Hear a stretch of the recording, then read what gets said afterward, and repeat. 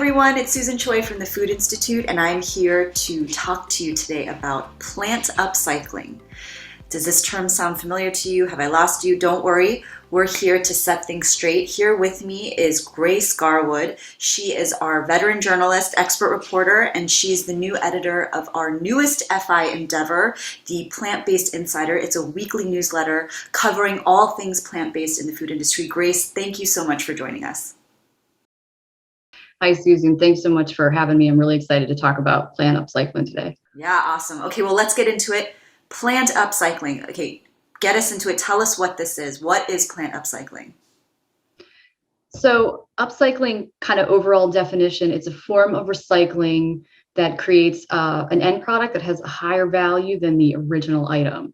So in the food industry, I'd say there's kind of two major areas right now that deal with upcycling. One is rescuing irregular produce on the farm level, and the other one is repurposing like plant excess or byproducts from some other food manufacturing process. And I should say the byproducts aren't always plant-based, but there's a lot, like a high percentage of kind of plant activity in the upcycling area. And why should we care about plant upcycling right now in the food world? Why are we seeing what we're seeing? I think a lot of the traction has to do with upcycling really aligning with the industry's growing focus on sustainability, ESG, and specifically just kind of dealing with food waste and trying to reduce food waste. Consumers as well, especially younger consumers, they're a lot more sensitive these days to, their environmental impacts and also the environmental impacts of, the companies and brands they support. So that's a big consideration. And also just in terms of buying upcycled products, supporting a company that makes upcycled foods, it's an actionable way of kind of tackling the food waste issue. What sort of examples are we seeing in the food world? What companies are doing this? What movements are going on? Tell us more about that.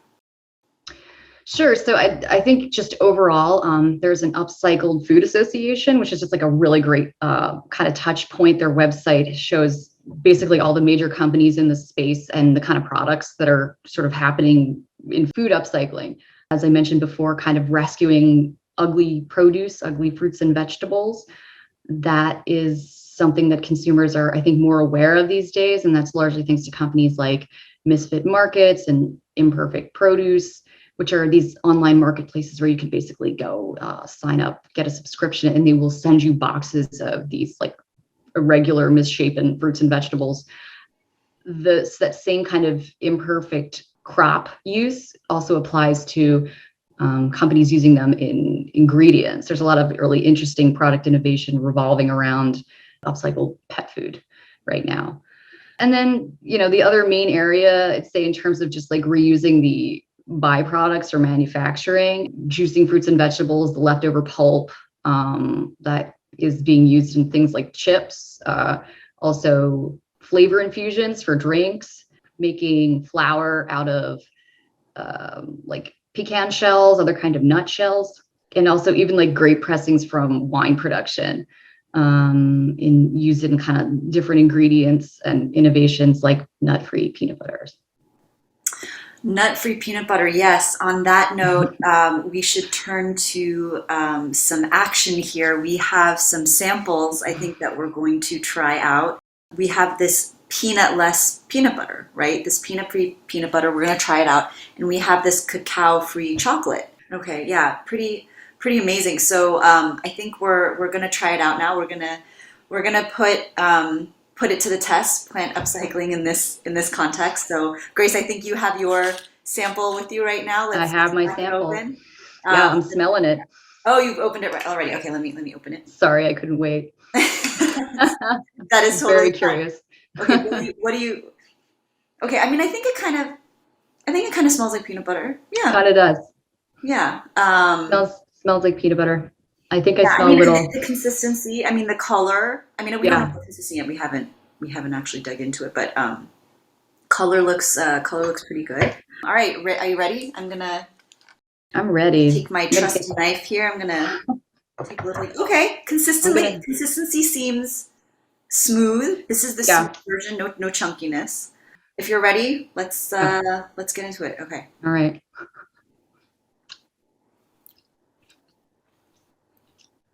I got sweet first. First thing I'm tasting is sweet. I got like almost like I got a little tang first, but I Mm-hmm. do see the sweet. It definitely sticks to the roof of your mouth like peanut Yeah. butter. Yeah. The texture and the creaminess is very reminiscent of peanut butter.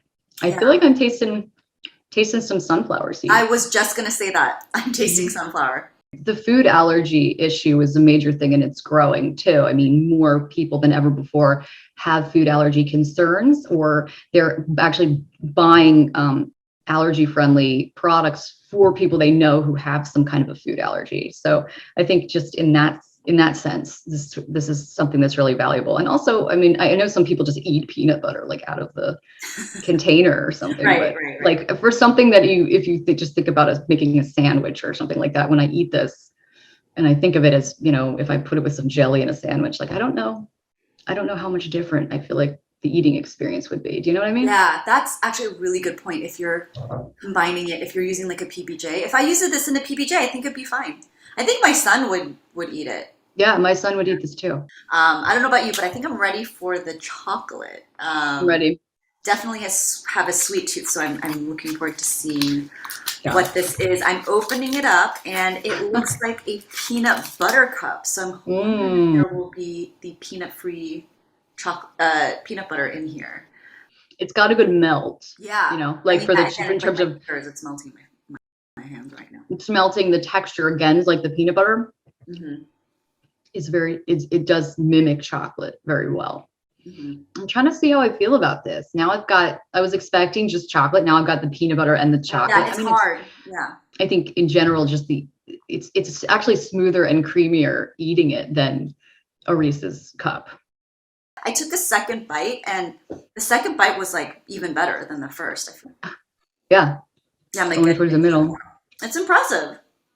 Grace Garwood, thank you so much for joining us again. The new FI Plant-Based Insider weekly newsletter covering all things plant-based in the food industry. Please check it out. I'm sorry, I've got the peanut butter on the roof of my mouth. So um, please check it out. www.foodinstitute.com. Please subscribe. I'm Susan Choi. Thank you so much for joining us. Until next time.